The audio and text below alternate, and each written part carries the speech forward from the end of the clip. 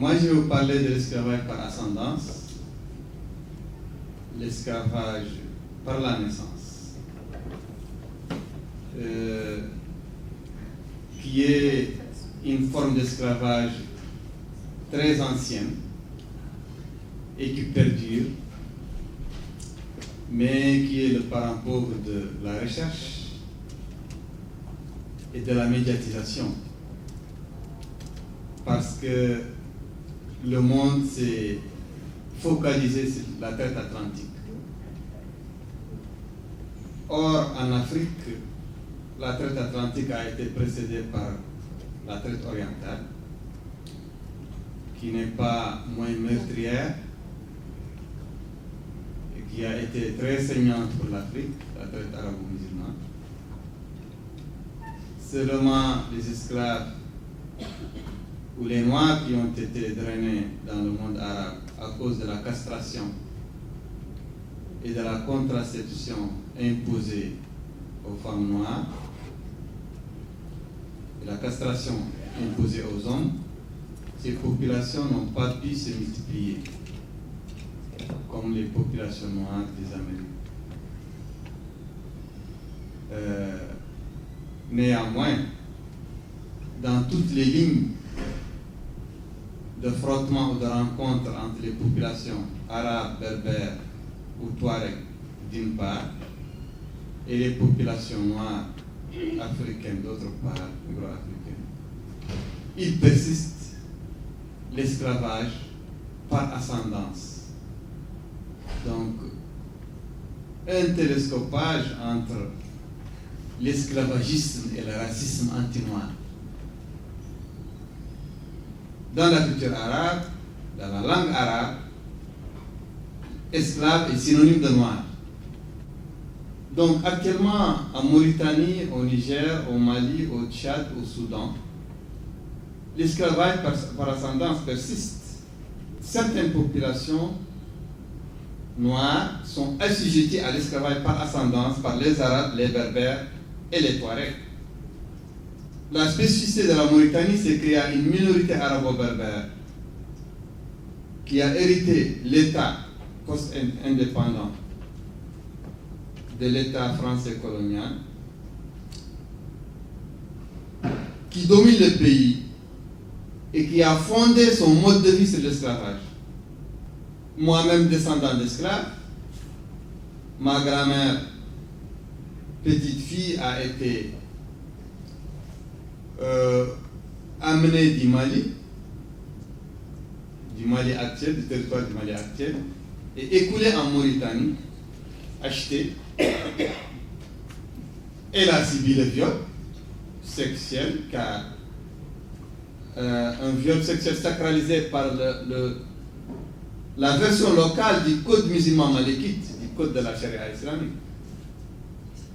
Un code noir, c'est le premier code noir, c'est le premier code de l'esclavage, car fondé par l'imam Malik au 1er siècle de l'Égypte, un érudit musulman, Malik ibn Anas. Le maître des esclaves a le droit de disposer de toutes les femmes qui sont ses esclaves sexuellement. C'est pourquoi ma grand-mère a eu des enfants, car le maître, le fils du maître, le frère du maître, l'étranger chez les maîtres, le voisin des maîtres peuvent, à leur guise, disposer de l'esclave, de cette femme esclave. Elle ne peut pas refuser, elle n'est pas habituée à refuser, elle ne peut pas se défendre, elle ne vit pas à l'intérieur de l'enceinte de la maison, elle a un semblant de hutte en dehors de la maison des maîtres ou de la tente des maîtres. C'est après avoir eu des enfants, qu'elle a convolé en juste noces, après l'autorisation de son maître, avec un autre esclave affranchi ou esclave marron, mon grand-père. Donc, et lorsque mon père était dans le ventre de sa mère, le maître est tombé malade, le maître de ma mère, de ma grand-mère, et il a dit que par une prière, il libère ce fœtus quand il est né, il l'affranchit pour que Dieu le guérisse de sa maladie. Il a été guéri et mon père a été né. Mais ses frères et sa mère sont restés esclaves. Ils travaillent sans repos et sans salaire. Ils n'ont pas le droit à l'éducation, pas le droit aux pièces d'état civil, ne sont pas enregistrés. Ils subissent des châtiments corporels. Ils n'ont aucune tutelle sur leurs enfants. Leurs enfants sont séparés entre les différentes branches de la famille des maîtres. Ils peuvent être loués, gagés, cédés, vendus. Il y a aussi, sur ces 3 millions d'habitants, 1 400 000 esclaves affranchis. Donc, anciens esclaves, comme moi. C'est des gens stigmatisés, castifiés,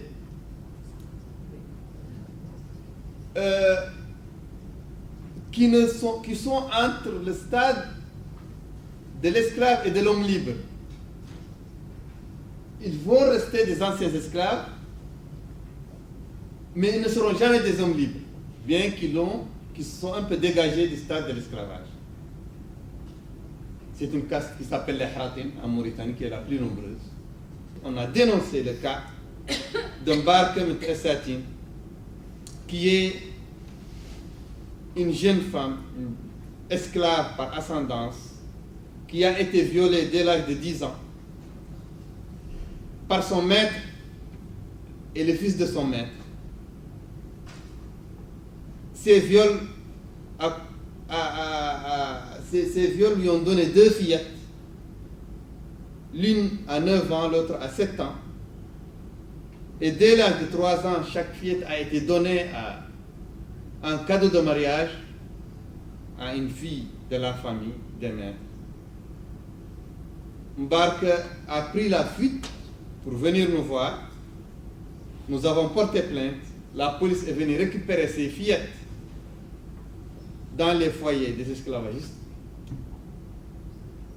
Mais les autorités mauritaniennes ont refusé de se saisir de ce cas en justice.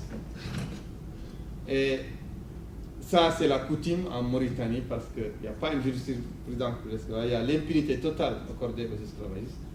Mais aussi, les maîtres, c'est le commandant de l'armée de l'air en Mauritanie. Et c'est le cousin direct du chef de l'État. Donc ça ne permet pas aux juges ou aux officiers de police judiciaire de s'aventurer. Il y a le président des SOS esclaves, Boubacar El-Messoud, et la présidente de l'association des femmes chefs de famille, Aminatou Moukhtar, qui m'ont rejoint. C'est les 2 présidents de 2 organisations aussi anti-esclavagistes qui m'ont rejoint dans le bureau du commissaire. Et on a fait la grève de la faim. On a alerté toutes les missions diplomatiques, toutes les organisations internationales. Et le gouvernement mauritanien n'a pas usé de la force contre nous.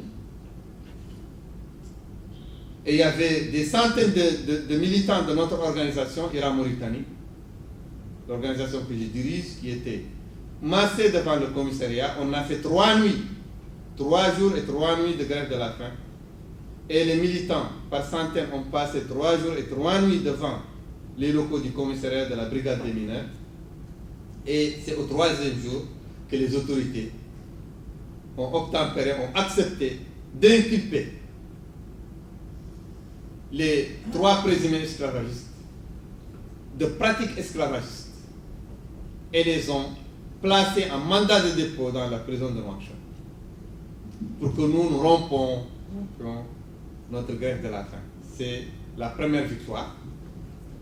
Mais lorsqu'on a rompu la grève de la faim, tous les médias de l'État ont été mis à la disposition des avocats des présumés esclavagistes et de leurs parents, qui nuit et jour nous insultaient, nous diffamaient dans les médias publics qui nous sont interdits.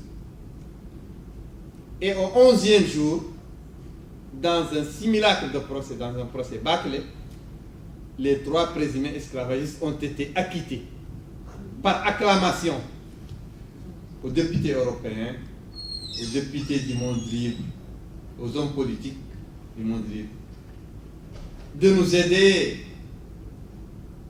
par toutes les pressions possibles sur la Mauritanie pour qu'on trouve une jurisprudence contre l'esclavage. Et on veut qu'une véritable mobilisation internationale puisse avoir lieu. On a beaucoup d'espoir parce que dès que les gens ont été incarcérés à cause de notre exigence, de notre action, des milliers d'esclaves ont été libérés des foyers. Parce que les esclavagistes ont compris que maintenant, ils peuvent tomber sous le couperet de la loi. Ils peuvent aller en prison. C'est pourquoi des milliers d'esclaves ont été libérés. La Mauritanie, l'État mauritanien vit de l'argent de l'Union européenne, de l'argent du contribuable européen. Nous voulons que les citoyens européens sachent cette donnée. Et nous voulons que les citoyens européens exigent